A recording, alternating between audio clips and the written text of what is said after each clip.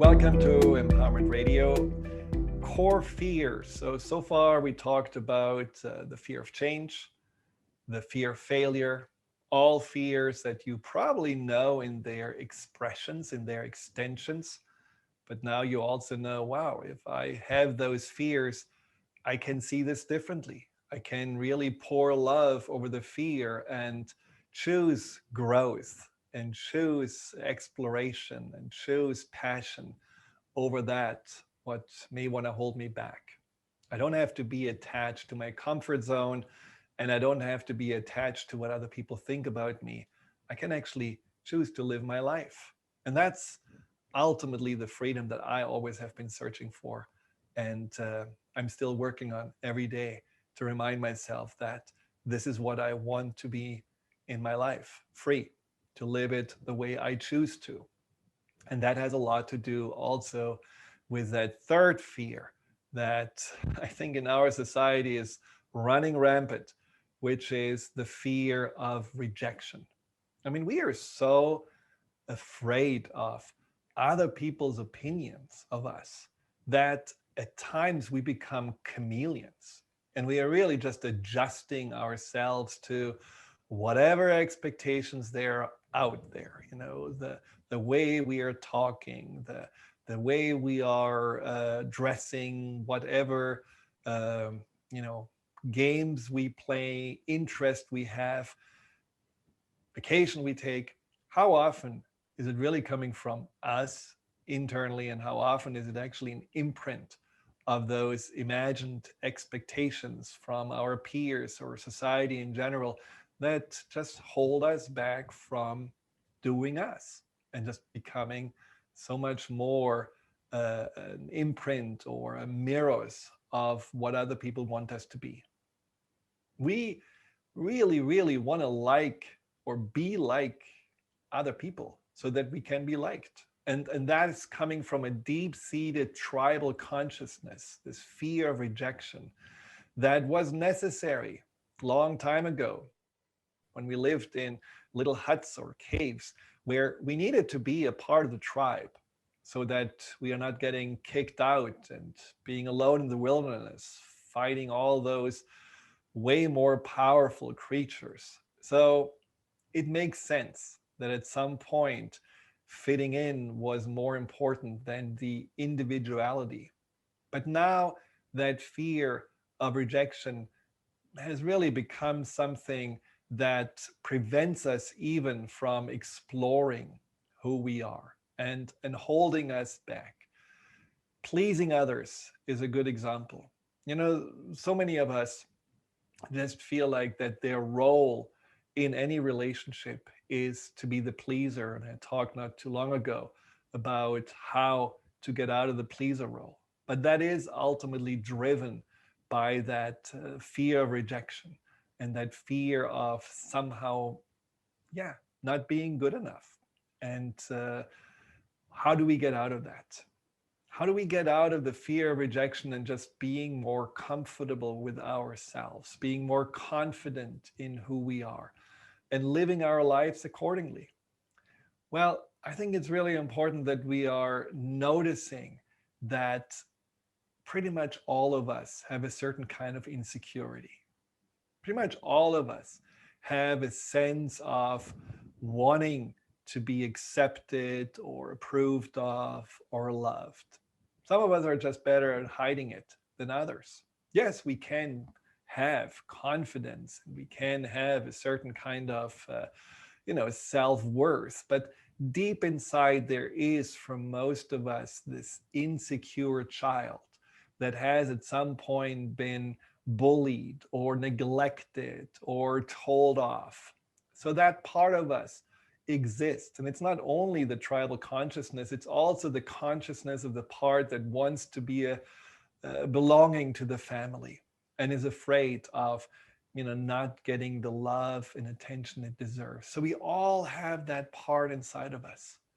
So rather than making you feel better by pleasing or by trying to blending in with some people outside of you, try to attend to this part inside of you that just doesn't really trust that he or she is lovable, good enough. Maybe that part of you thinks it's flawed, that there is something wrong with it, and that ultimately no one can really accept it for who she or he is. So, what I want you to do is just to start when you have that fear of rejection, take ownership of the fear and explore where this actually may come from. It may be, as you're thinking about it, coming down to certain experiences, very specific experiences that you can even, as you think about, still live through with a sweat on your forehead or your heart pounding because it was so scary or it was so painful.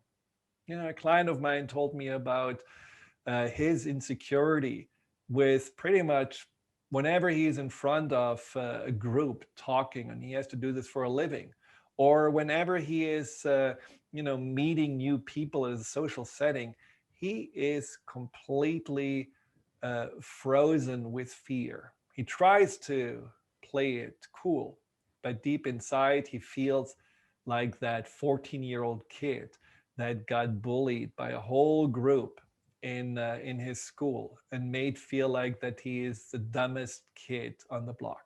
And even though he was in his 50s when he told me this, he moved on. He was successful, has his own family and so on, but that part inside of him has been still living on, looking at other people as the potential threat for his safety and for feeling somehow a sense of belonging. And so whenever he sees people that way, he goes either into complete invisibility mode, tries to just not make any waves or get any attention, or he goes into pleasing mode or chameleon mode and tries to just scan, what do they want me to be, how do I need to act around them, what should I say.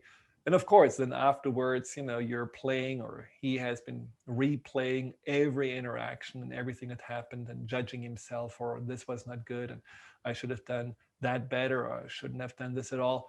So that started 30 plus years ago, and that's something he was still holding on to.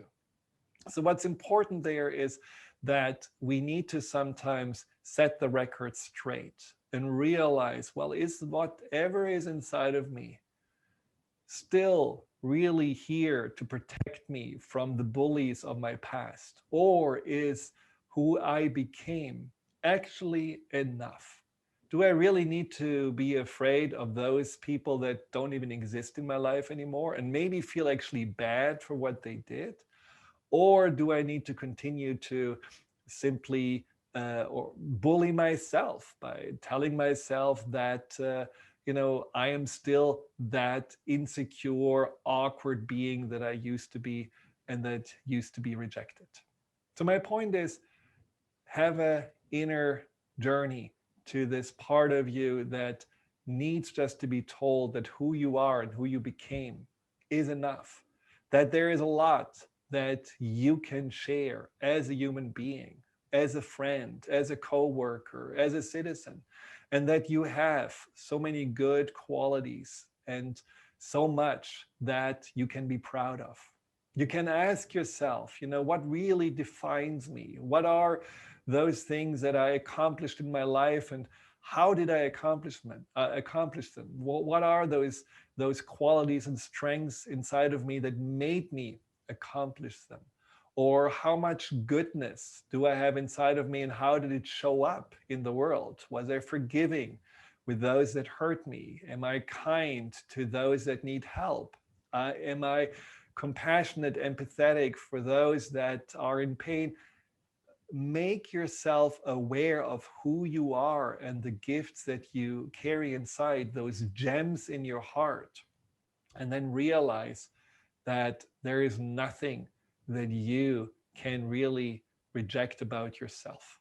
Because if you don't believe that you can belong to yourself, that you can look in the mirror and feel good about who you are and who you became, then of course you always will be somehow at the mercy of other people's approvals or the mercy of them somehow taking you in to the tribe.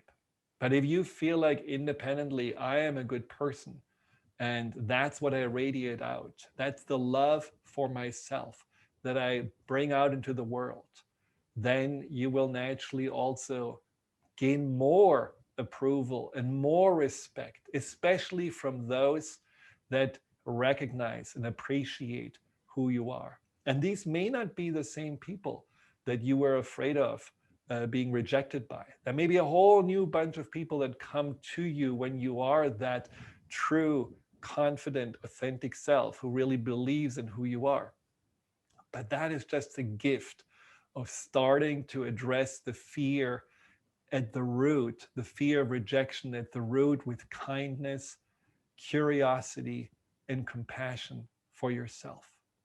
And then work on having compassion also for those that used to reject you.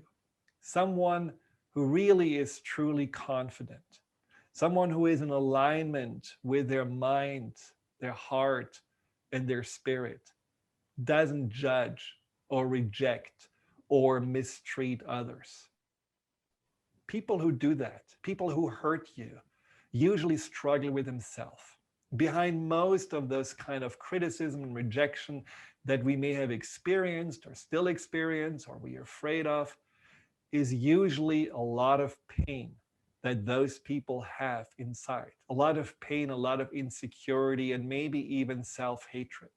And if you're focusing on those people not as any threat, but really as people that you know they also have a little child inside of them that feels not good enough or feels scared or feels like no one understands them or no one really cares about them, and that's why they are lashing out. Then with that, I call it the shield of compassion. You can face those people with an open mind and a soft heart, and you never feel afraid of them. In fact, you just may feel compassionate or sorry for them, and that changes everything. Stay tuned, one more fear, and that's the fear of being out of control or feeling powerless. We'll be right back. Hi, Dr. Friedemann here. Thank you for tuning into my YouTube channel. If you're interested in learning more about fear and anxiety, here you'll find guided meditations, webinars, and interviews with some of the most renowned experts in the field of empowerment. Delve into the over 230 videos and more to come every week.